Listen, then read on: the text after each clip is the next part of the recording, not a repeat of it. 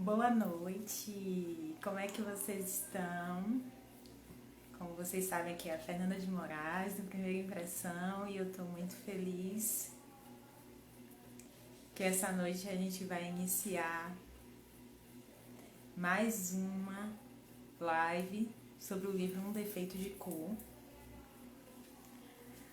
Comecei muito pontualmente, então daqui a pouco as pessoas vão estar chegando. Olha quem já entrou, a nossa convidada especial dessa noite, a Jalusa. Oi, Jalusa. Já já você vai entrar aqui comigo ao vivo. A Cláudia chegando, a Aline, tudo bem, gente? Boa noite, boa noite. Que bom que vocês estão aqui, né? Vou adicionar logo a Jalusa aqui, porque também essa mulher incrível vai participar aqui com a gente. Boa noite. Olha quem já tá vendo? Jalusa, boa noite. Boa Ansiosa. noite. Tá me ouvindo Tudo bem? bem, Jalusa? Tô te ouvindo. E você? Todo mundo tá me escutando? Também. Tá ótimo. Muito bem. Vamos ver se chega mais algumas pessoas para a gente já continuar, você se apresentar e a gente falar da temática dessa noite. Mais Sim. especificamente, né? Já que a gente já sabe que é sobre o livro Um Defeito de Cor, né? Mas as pessoas não sabem diretamente sobre o que se trata. A primeira live foi com a Liliane Prestes. Boa noite, Verena. Então, a primeira live foi com a Viviane, ou com a Liliane Liliane. Prestes. É. E aí a gente conversou lá sobre as temáticas abordadas no livro Um Defeito de Cor, sobre as diversas perspectivas, né? Sem entrar no livro, sem entrar no assunto de fato, mas a gente, por cima, né, falou várias informações sobre o livro Um Defeito de Cor. E hoje a nossa live é numa temática diferente, que é uma live de indicações, né? Uma live de, de contexto, de literatura, de informação, de educação, baseado naquilo que a gente tem visto nesse livro incrível. Oi, Liliane, boa noite. Boa noite, Cláudia. Cláudia, obrigada. Cláudia disse que a gente é maravilhosa. Estamos lindas já. Então, essa gente é a Jalusa e agora eu quero que ela se apresente, né? Conte um pouquinho pra gente aí quem é Jalusa, para além dessa bela face, desse belo rosto, dessa energia tão linda que ela tem. Fala aí pra gente, Jalusa, quem é você? Nossa, essa é uma das perguntas mais poéticas que existem, né? E a gente precisa resumir aí em segundos para o Instagram, porque o Instagram precisa, né, nominar. Então tá, essa mulher que está aqui, sou a mãe, sou professora, sou guerreira, sou esposa, sou, acima de tudo, leitora e amiga aí dessa Fernanda. Estou aqui para indicar leituras, talvez para colocar algumas impressões, né, Fernanda? Eu gosto do teu nome do teu canal, Primeiras Impressões. Quem sabe são essas que ficam, que a gente consiga deixar, então, nessa noite, algumas impressões da beleza que tem a literatura por trás de Um Defeito de Cor, que é a nossa história, que é a nossa realidade, que é o nosso país. Em meio ao caos, que a gente possa trazer tranquilidade, calmaria e principalmente paz. Eu acho que eu sou isso. E espero uma noite muito agradável. Eu não tenho dúvidas de que esse trabalho em torno da literatura, em torno de leituras, em torno de discussões, tem sido um bálsamo para muita gente. E para a gente também, sabe? Falar dessas coisas, trazer a literatura para a nossa vida, expandir a nossa capacidade de percepção e ter essas impressões, né? E obrigada pelo elogio. E a intenção sempre foi essa mesmo, né? De dar uma primeira impressão, né? Que a gente conseguisse, de certa forma, informar as pessoas o que aquele livro não de fato é, mas aquilo que significa para a gente, né? E a discussão é justamente isso, né? É você entender, é você um exercício de empatia, né? De saber que o que o outro pensa também é importante, o que eu penso, e tudo isso a gente vai acabar trazendo novos conceitos, aprendendo muitas coisas, e eu acho que essas lives, acima de tudo, também é isso, né? É trazer esse outro ponto de vista, essa nova modalidade de pensar, né? Jéssica, obrigada pela participação. Israel, Edgar, muito obrigada, gente, por vocês estarem aqui. Então, a partir de agora, a gente vai começar a falar sobre toda essa contextualização e sobre essas referências intertextuais, né? Como a Jalusa usou um termo de intertextualidade, entre o livro Um Defeito de Cor e a literatura brasileira.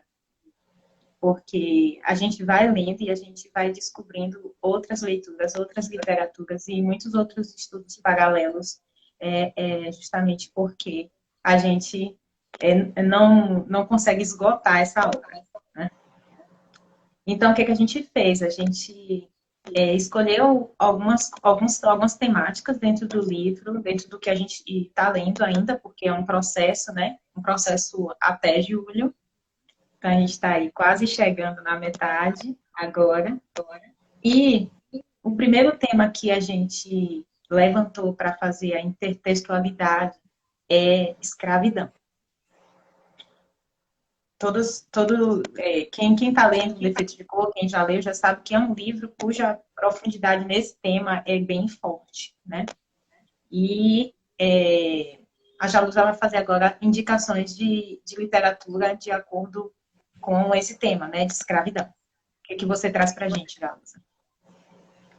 Eu quero começar com esse livro que você está deixando ali atrás de cenário, que é a primeira literatura escrita por uma mulher negra, primeira professora concursada, São Úrsula, que a minha, ela é colorida, que é da editora Vulc, e não se engane com essa capa maravilhosa. Na verdade, graças a 4 anos atrás, nós temos essa pérola que a gente pode estar discutindo hoje, essa mancha histórica, que foi o tráfico de escravos, onde eles foram sequestrados do seu lugar de origem e vieram depositados em porões de navios. Então eu quero começar essa primeira indicação, não é spoiler, né, porque ele está na 4ª capa do livro, só para vocês terem uma noção da potência da escrita dessa mulher, que só foi conhecida, Fernanda, um século depois, porque encontraram esse livro perdido num sebo qualquer, e ele se desfacelou. E só temos hoje a primeira reimpressão, desde 2018, desculpe, graças à força de alguns da literatura, onde ela diz: meteram-me a mim e a mais 300 companheiros de infortúnio, de cativeiro no estreito e infecto porão de um navio. 30 dias de cruéis tormentos e de falta absoluta de tudo quanto é mais necessário que passamos nessa sepultura. até que abordamos as praias brasileiras. Para caber a mercadoria humana no porão, fomos amarrados em pés, e para que não houvesse receio de revolta, acorrentados como animais ferozes de nossas matas, que levam para o recreio dos potentados da Europa. Davam-nos a água imunda, podre e dada com mesquinhez, a comida má e ainda mais porca. Vimos morrer ao nosso lado muitos companheiros à falta de ar, de alimento e de água. É horrível lembrar que criaturas humanas tratem as seus semelhantes assim, e que não lhes doa a consciência de levá-los à sepultura, asfixiados e famintos. Muitos não deixavam chegar a esse último extremo. Davam-se à morte.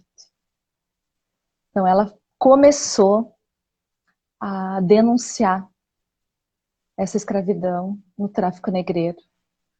E eu trago aqui, além de Úrsula, o épico Castro Alves, o nosso poeta dos escravos, que está em domínio público, que dá para lê-lo gratuitamente, com o seu poema épico, de mesmo nome, do tema Navio Negreiro.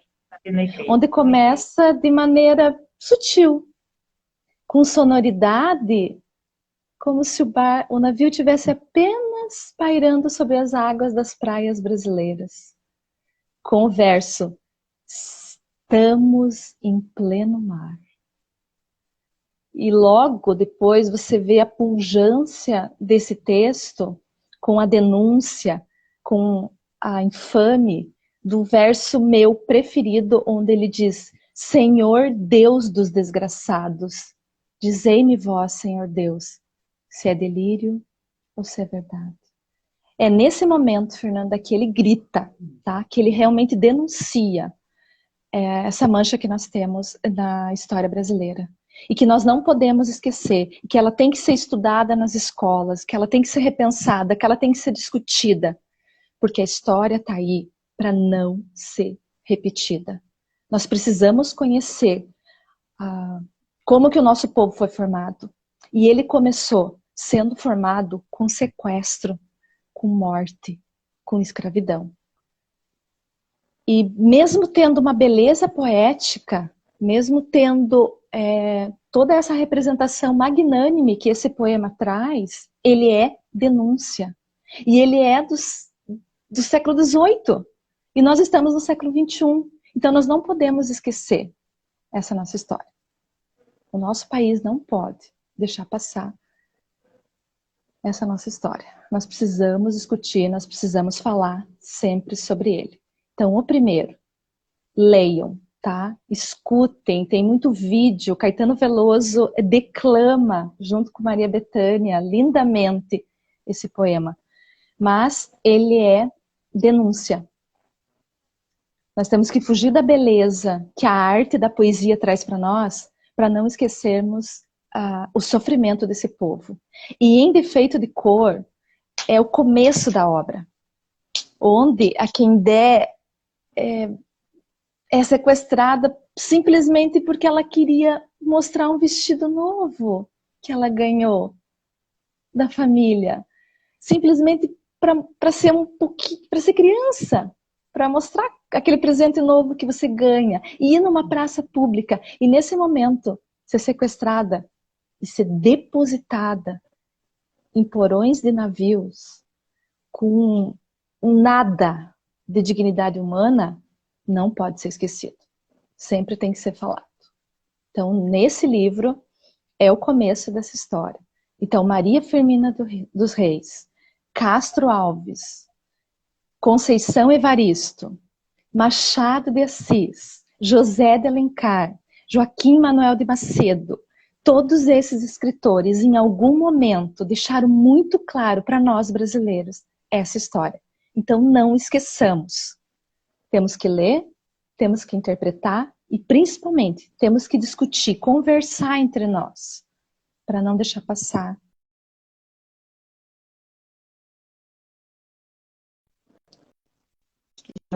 Problema com a conexão. Já voltou. Já restabeleceu. Já, Luz, a gente também não deve esquecer de Casagrande Central, do Gilberto Freire, né? Eu acho que ele é imprescindível. Eu até esqueci de pegá-lo para colocar aqui.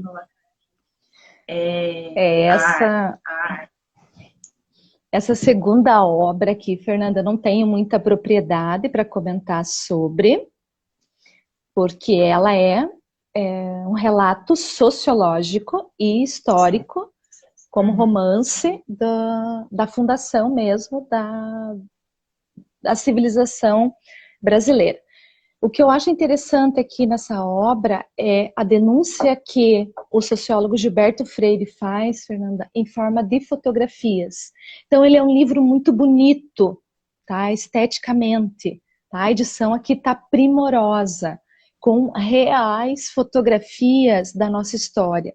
Então eu queria começar mostrando a beleza do povo, que até inclusive numa das fotografias está escrito, né, a beleza típica do Brasil do início do século XIX, e são essas fotografias, os donos de engenho, tá? As mulheres e homens brancos sendo retratados e embaixo o sociólogo denunciando como beleza, tá? Então temos que discutir muito essa questão também que ele denuncia. E na página seguinte, ele mostra o povo escravizado, o povo recém-comprado por esses senhores.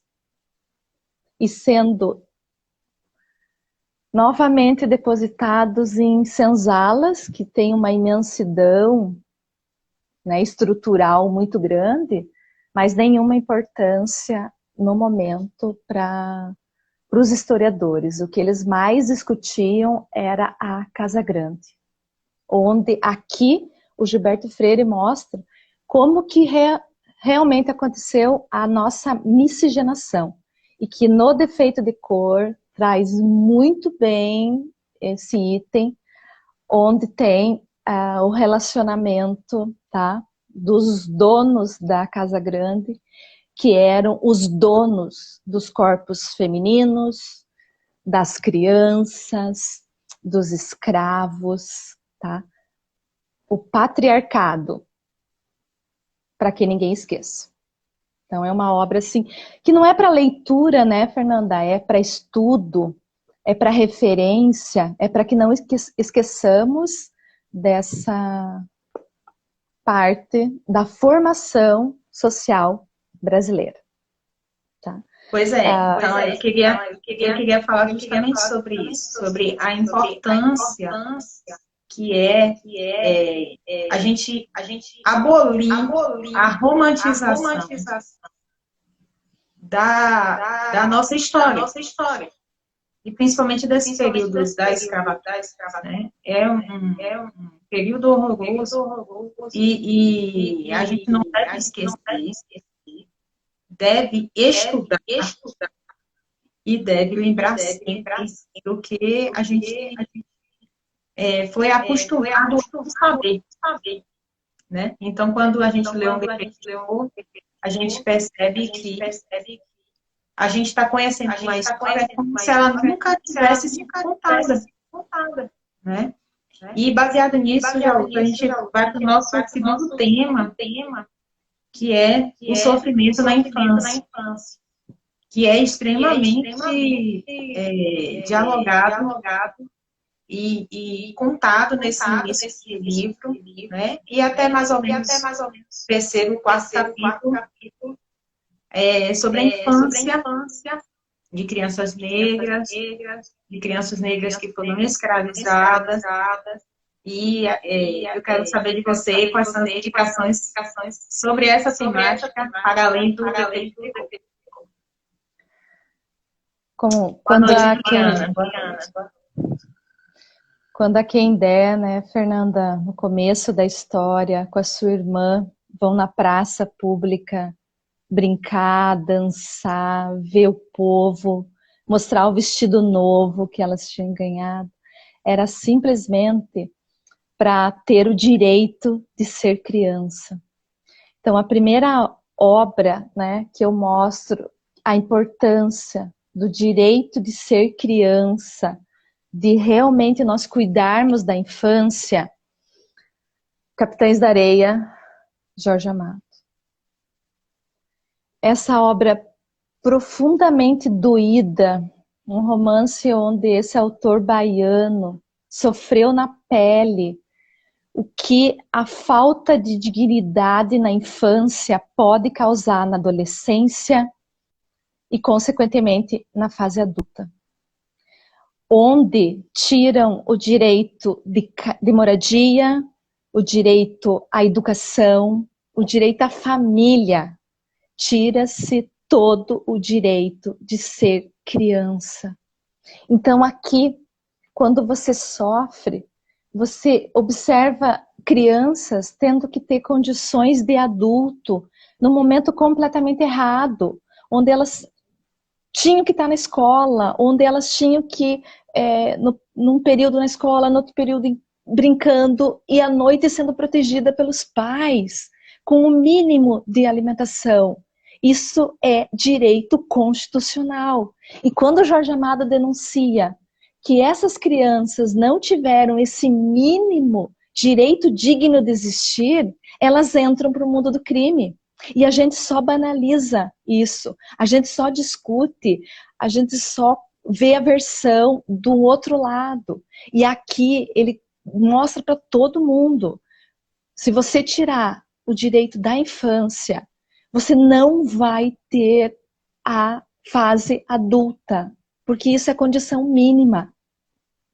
Aqui ele faz essa verdade que dói para todos nós. Então, a gente fez uma leitura coletiva, né, Fernanda? Um grupo muito interessante. E eu disse, né, numa quando a gente pode conversar, e é muito bom porque a leitura cresce, eu queria adotar todas essas crianças que estavam aqui. Porque eram só isso que elas precisavam.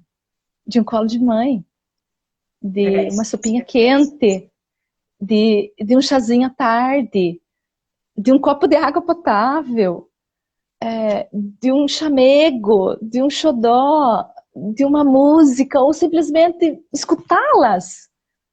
Perguntar como foi seu dia. Era isso que elas estavam precisando. E elas não tinham.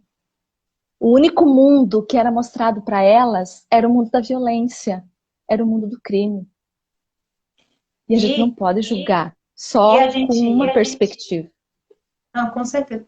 Eu tô ouvindo a minha voz, eu acho que eu tô fazendo eco no seu computador, eu não sei. Ou no seu celular. Pra mim tá bom. Não tem eco. Eu tô me ouvindo duas vezes. Mas vamos lá. O que eu quero falar é o seguinte, que parece anacronismo, né? Parece que a gente está falando de uma coisa num outro tempo.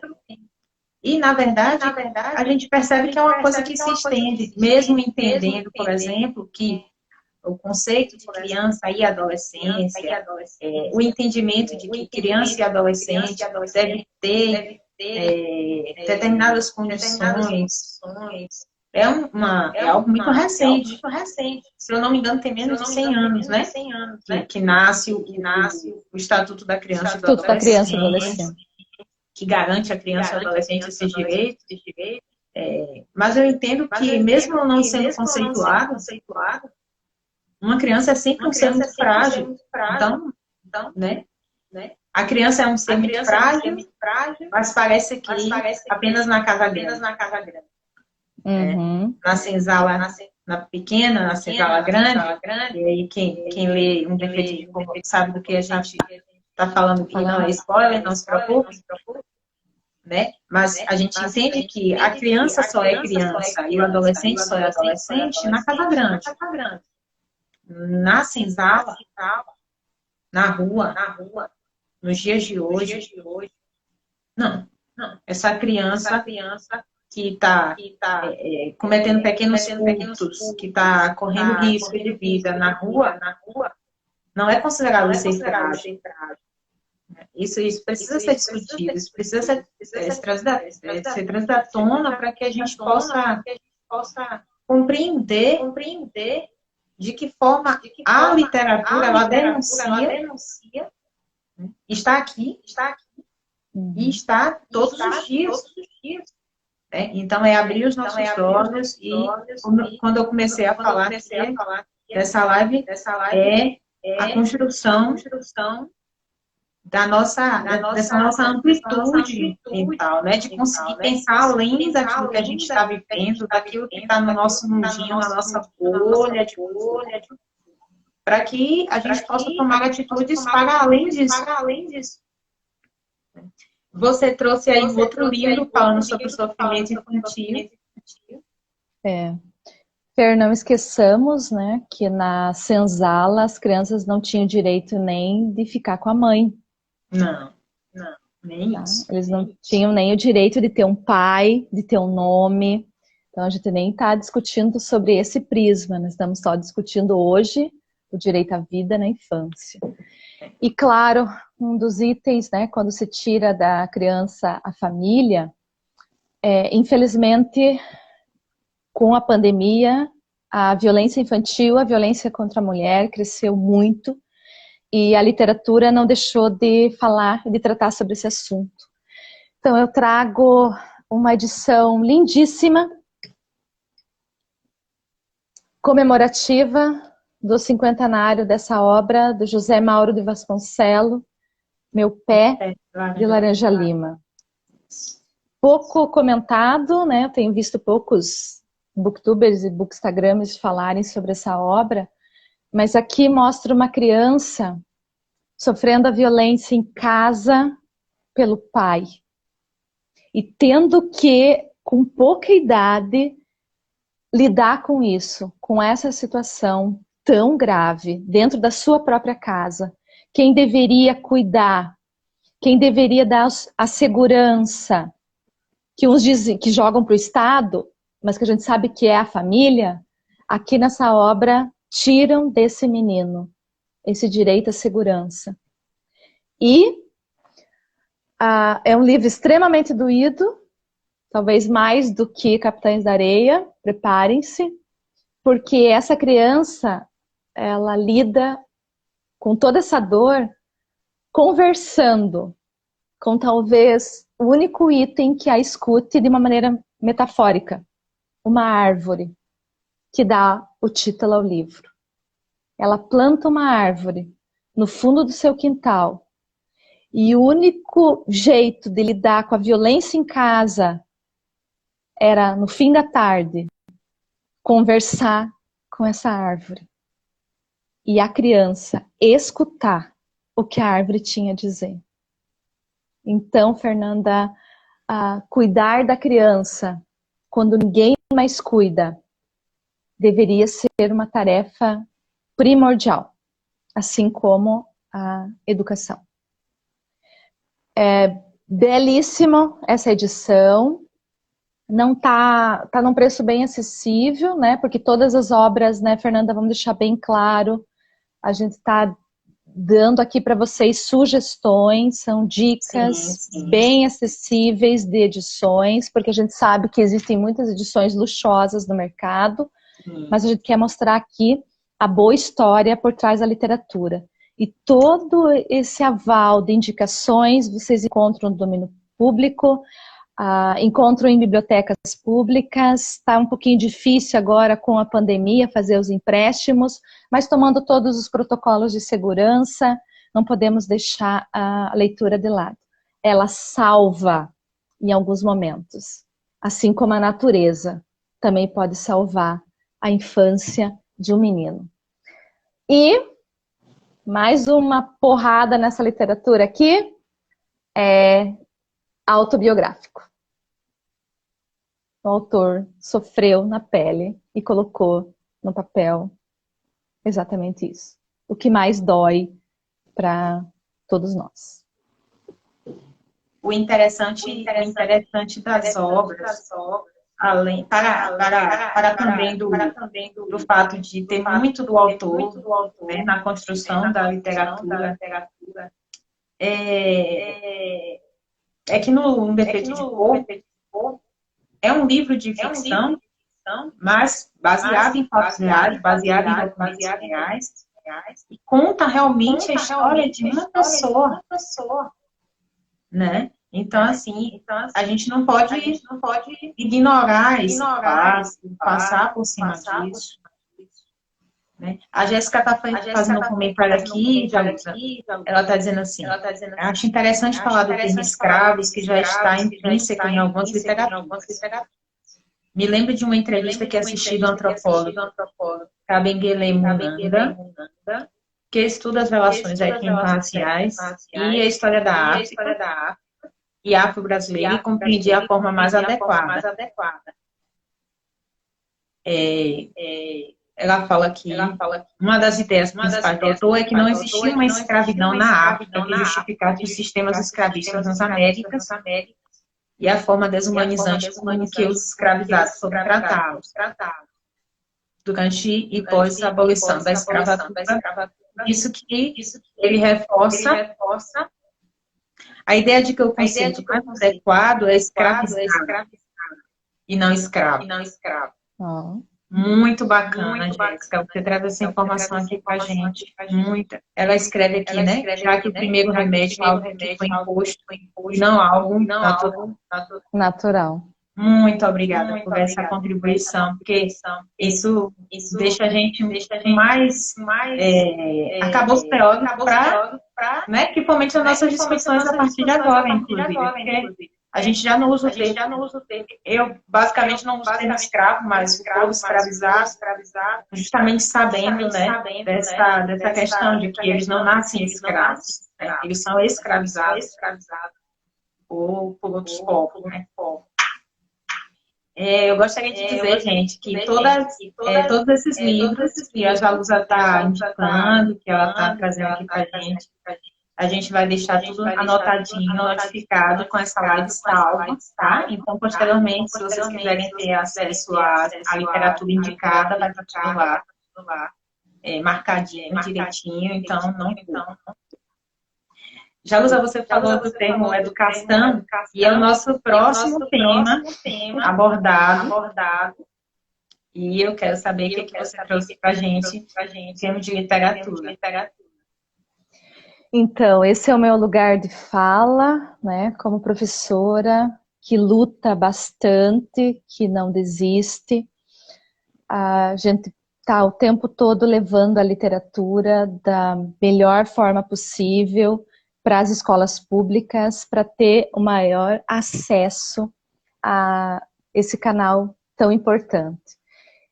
Então, se um dos itens ali no defeito de cor eu percebi, a gente discutiu bastante, a gente viu que é também, além do direito à vida, o direito à educação.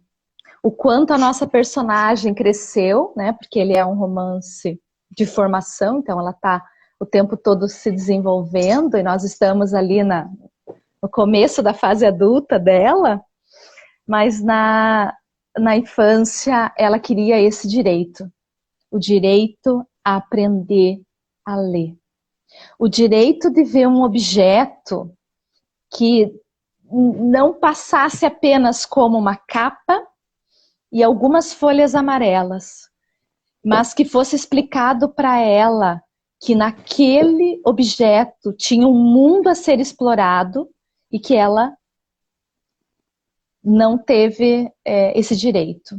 Então eu trago para vocês na nossa primeira indicação, que a gente falou bastante, da nossa doutora, O Quarto Despejo, Carolina Maria de Jesus. Essa obra é muito potente.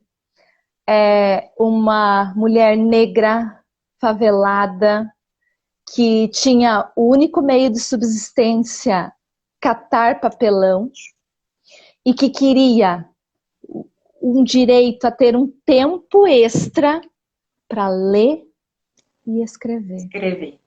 É isso mesmo. Então, para essa mulher que tinha que sustentar a sua família, 3 filhos. que era mãe solo, catadora de papelão, o tempo todo, ela queria esse direito de poder pegar algumas folhas, de ter um lápis e colocar no papel o diário de uma favelada.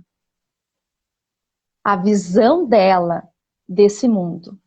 E eu acho muito bonito levantar aqui, Fernanda, algo que eu aprendi com um bookstagram, que é o Tony, do Literatone, quando ele diz que ele aprendeu com a Clarice Lispector que a chuva, ela é linda de ser vista com as gotas caindo na vidraça de uma janela.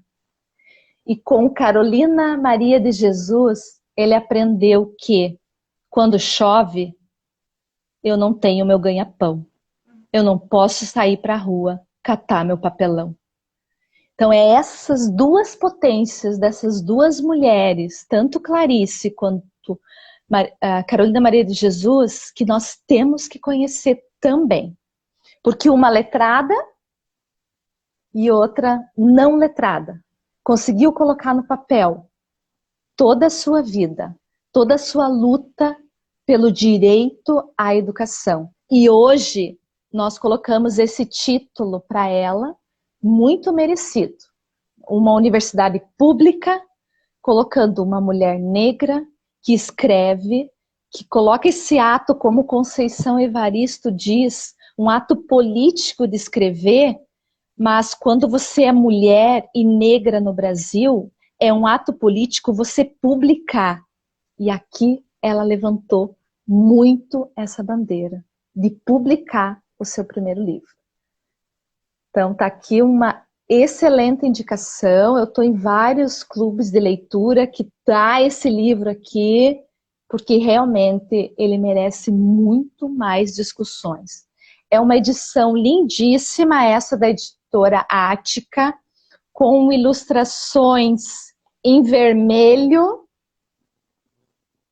que eu não preciso nem comentar. Pensem um pouquinho, façam um paralelo. Que metáfora é essa? Que ela escreve um diário com as datas em vermelho. Que tipo de líquido nós temos dessa cor também? E que soltava por essas mãos tão calejadas, catando seu papelão, para poder comprar uma roupa e um bolo de aniversário, que era a única coisa que a filha tinha pedido. Quarto de despejo. Primeira indicação. Eu tô um pouco emocionada. Porque eu tô lendo esse livro e eu não consigo avançar muito, porque é muito sofrido. E quando ela tem uma parte que ela diz que ela está no sol e está muito quente. E ela senta na sombra e está muito frio. E ela só queria ter um lugar confortável para escrever. E aí eu me lembro imediatamente de uma outra autora que eu acho que você vai citar. Mas a importância que deve ser dada à literatura e a uma mulher como Carolina Maria de Jesus. Eu faço campanha onde eu chego para que todos leiam Um Defeito de Cor. E agora eu faço campanha para que todos leiam Um Defeito de Cor e Quarto de Despejo. E sem palavras, é uma literatura que realmente tem muito a acrescentar e conversa muito com o defeito de cor. Conversa demais. Então, são paralelos, são complementares, são irmãos. Nossa, né? São irmãs. Irmãs de alma. Irmãs de alma, exatamente. Tá, segunda indicação que fala sobre o simples direito de aprender a ler. Minha obra aqui, eu me emociono, tá? Que foi a minha melhor leitura do ano passado. O Voo da Agora Vermelha, Maria Valéria Rezende. Essa obra, onde mostra dois protagonistas às margens da sociedade, um analfabeto e uma prostituta aidética no final da vida, se encontram e conseguem salvar o outro da sua maneira. Esse analfabeto, ele tinha uma caixa e dentro dessa caixa ele dizia ter tesouros. E os tesouros que ele tinha eram diversos livros.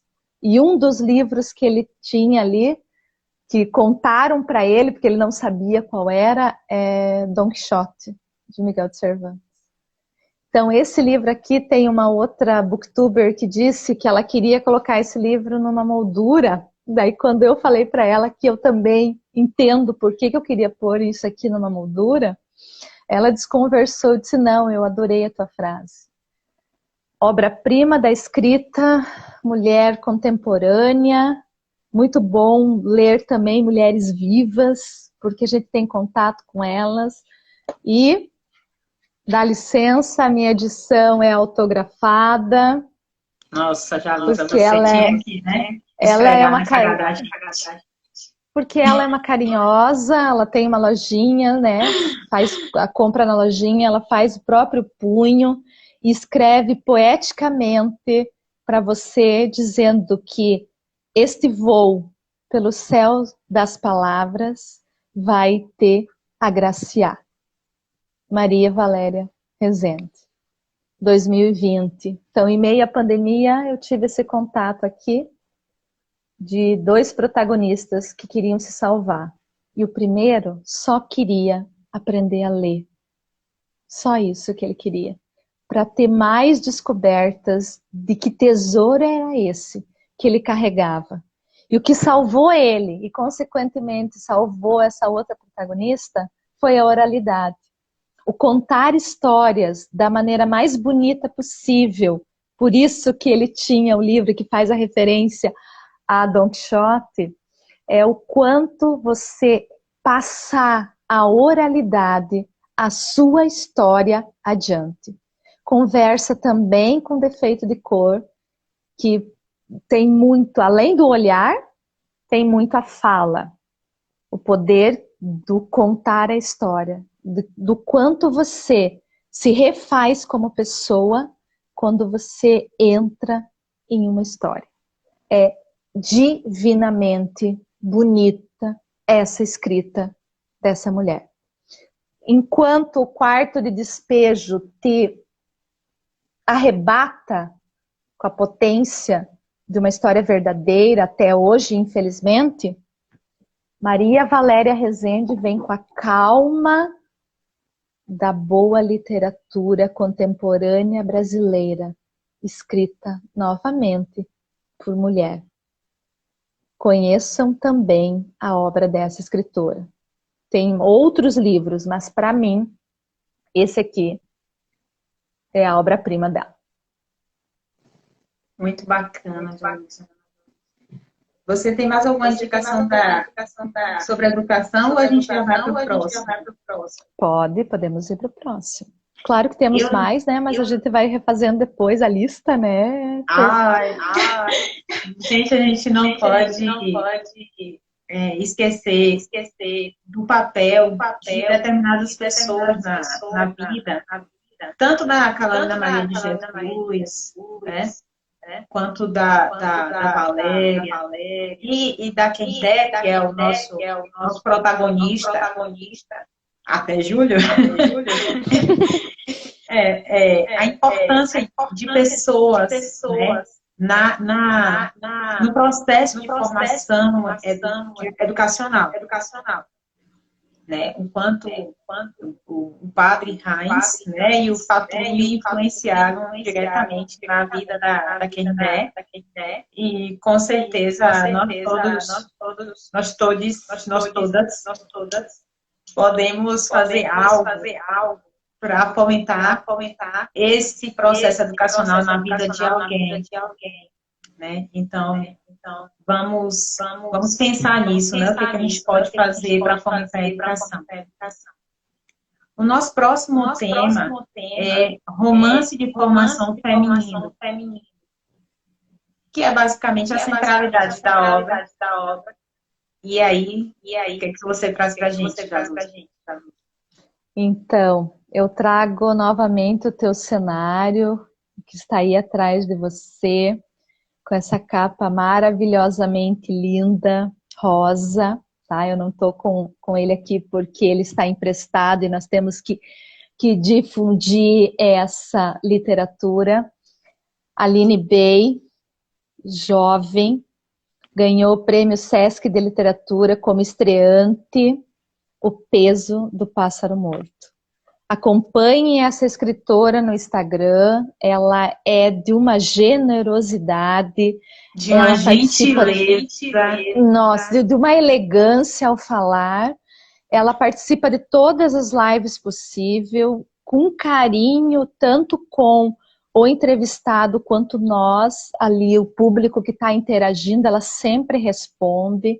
Foi uma querida ao vender o livro, Fernanda, que ela fez o que hoje a gente trabalha como estudo de caso. O que essa escritora fez para poder colocar o livro dela no mercado editorial, que é tão fechado, que é tão patriarcalista, que é tão difícil de colocar uma obra feminina. E quando você percebe que um livro pequeno, com uma linguagem de prosa poética, consegue mostrar a vida de uma menina até a sua fase adulta, você se encanta cada vez mais em ser mulher hoje em dia. Então é muito bonita essa história. Eu estou ansioso pelo próximo livro. Ela disse que já está em fase de produção. Esperamos eu também estou aí. ansiosa. A gente entra, ela responde todos os directs que você faz com ela, tudo. Ela faz autografado também, quando você compra direto com ela. Então, e quando você descobre o significado do título do livro, quando você vê realmente qual é o peso que se tem de algo morto, você percebe a potência da escrita, do que uma mulher é capaz de fazer. Assim como a nossa escritora do Defeito de Cor, Ana Maria Gonçalves. O que ela conseguiu fazer. O dela é um calhamaço, e olha o paradoxo, Aline Bey é um livro curtíssimo, que você não deveria, mas você lê num dia, mas você fica reverberando a história por muito tempo. E daí eu li em 3 horas. Sim. Eu não li em 3 horas porque eu tive que digerir alguns itens ali. Eu estava vendo que eu não estava podendo. Mas você lê, sim, muito rápido, mas ele não sai da tua cabeça. Eu não gosto da expressão ressaca literária, porque dá uma impressão assim de algo ruim, mas não. Para mim, é que ele reverbera, que você não para de pensar sobre a obra, você não para de discutir. E, fazendo um ganchinho, Fernanda, com essa reverberação das obras, está acontecendo comigo com as releituras e as leituras novas de um projeto meu, que é ler toda a obra de Machado de Assis esse ano.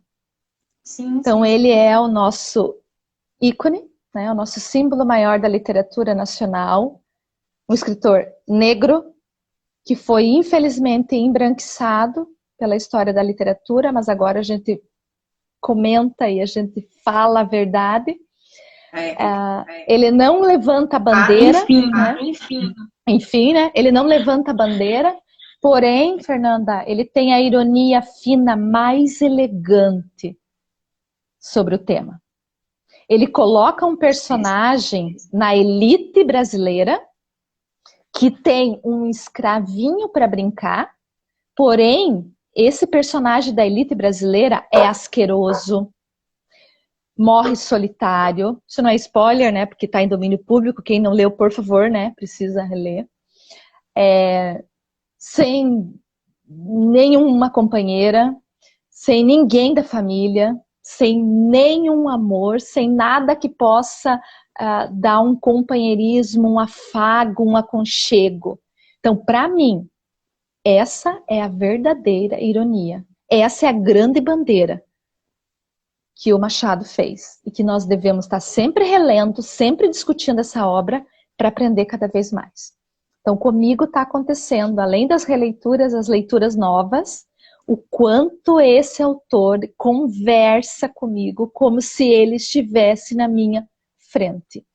Então, a Aline Bay fez isso também no ano passado. Não foi a minha melhor leitura, porque a melhor leitura foi O Voo da Goiaba Vermelha, né? E Capitães da Areia também, estava ali um páreo duro. Esse ano é humanamente impossível eu fazer a minha lista, tá? Não me peçam, porque quem começou Machado de Assis, quem está vendo Defeito de Cor, quem indicou, não tem condições de fazer o top 10, tá? Mas principalmente, né, Fernanda, a gente comentou que a gente não vai fazer as listas dos lidos, né? A gente vai fazer a lista dos livros aprendidos. Quantos livros nós aprendemos esse ano? Porque tem muita gente lendo, mas tem pouca gente vivendo a história que está ali. Essa empatia, que é o que eu acredito que a literatura traz para nós. Então a gente tem essa bandeira, não vamos esquecer até o final do ano, Fernando. Quantos livros nós aprendemos esse ano?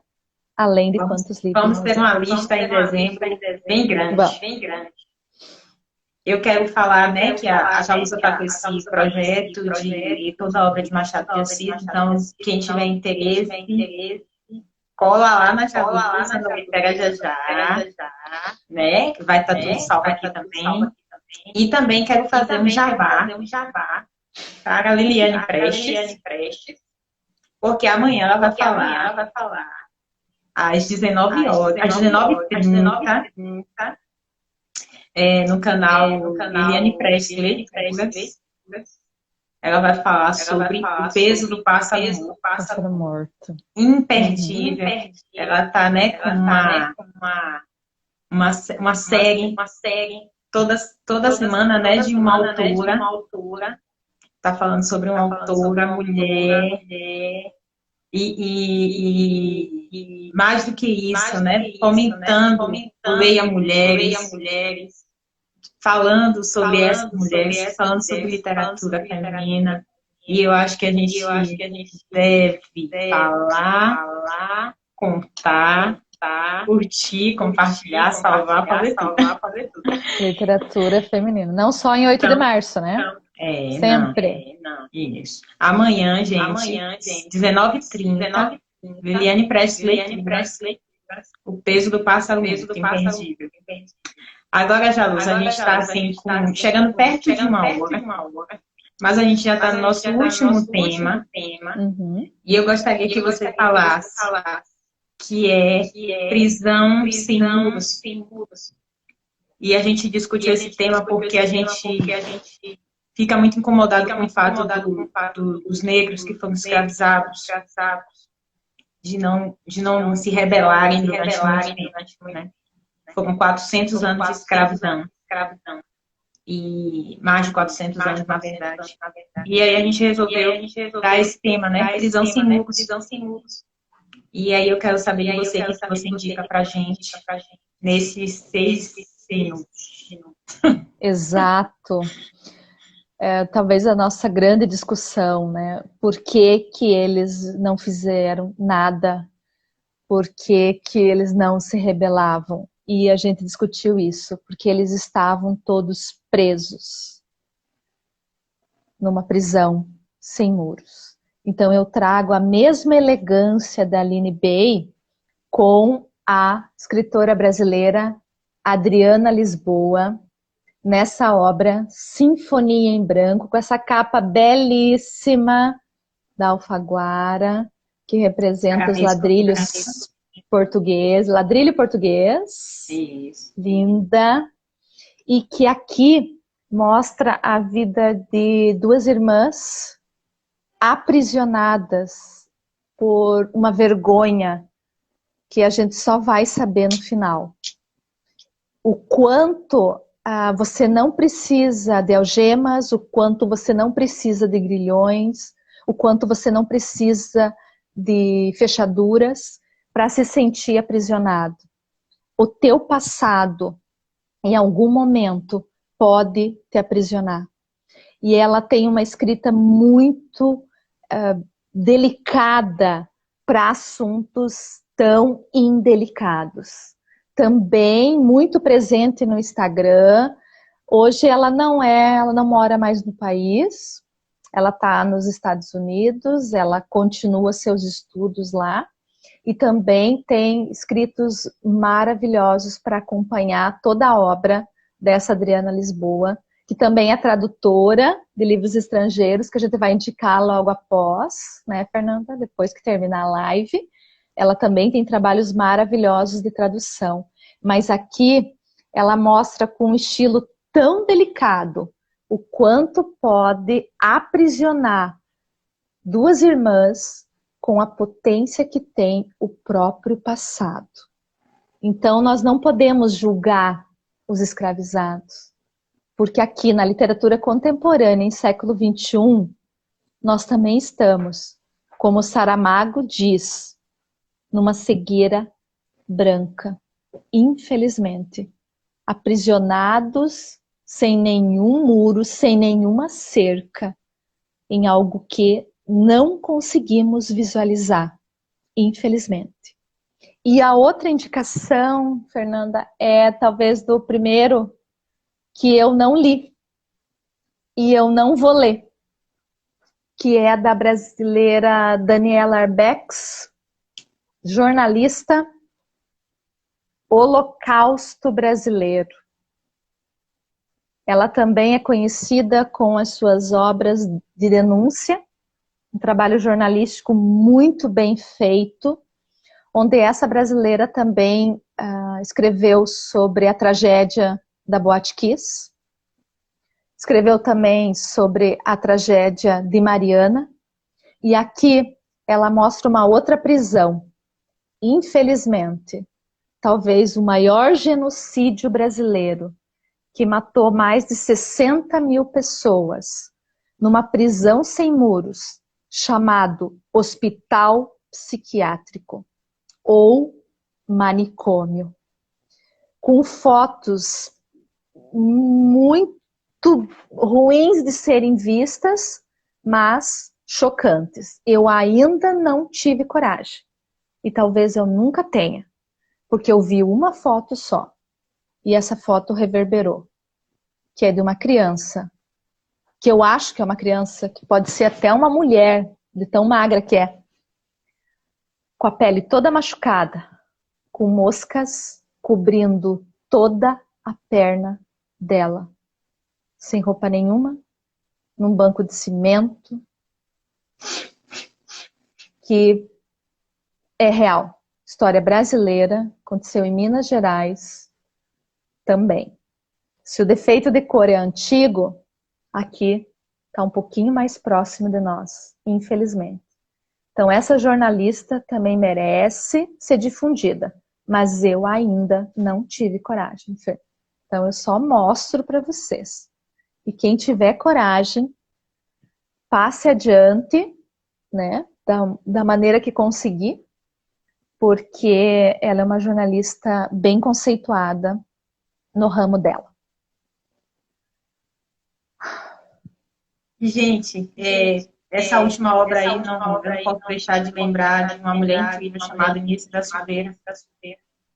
Quem puder dar uma pesquisada e saber quem foi essa mulher no processo de humanização de pessoas com problemas, com doenças mentais, né, com doenças do espectro emocional, psicológico. Por favor, não deixem de lembrar disso da sua vida. Nós estamos chegando perto de uma hora, então eu fico com muito medo de perder isso tudo aqui que a gente fez. Já, Lusa, muito obrigada. Sem palavras para agradecer a sua participação, todas as indicações que você trouxe para a gente. Eu espero que essa live de salva aqui possa fluir, chegar no coração de muitas pessoas, para que elas entendam a necessidade de ler Um Defeito de Cor, Quarto de Despejo e todas as obras citadas. Muito obrigada. Muito obrigada a todos que participaram também. E é só gratidão no meu coração. Eu também agradeço a oportunidade, o convite. Você está aqui na minha casa, não precisa pedir licença. Quero agradecer a todos que estão no chat, quero agradecer a minha família que está me dando também esse apoio e dizer, Fer, que a gente só tem realmente a agradecer.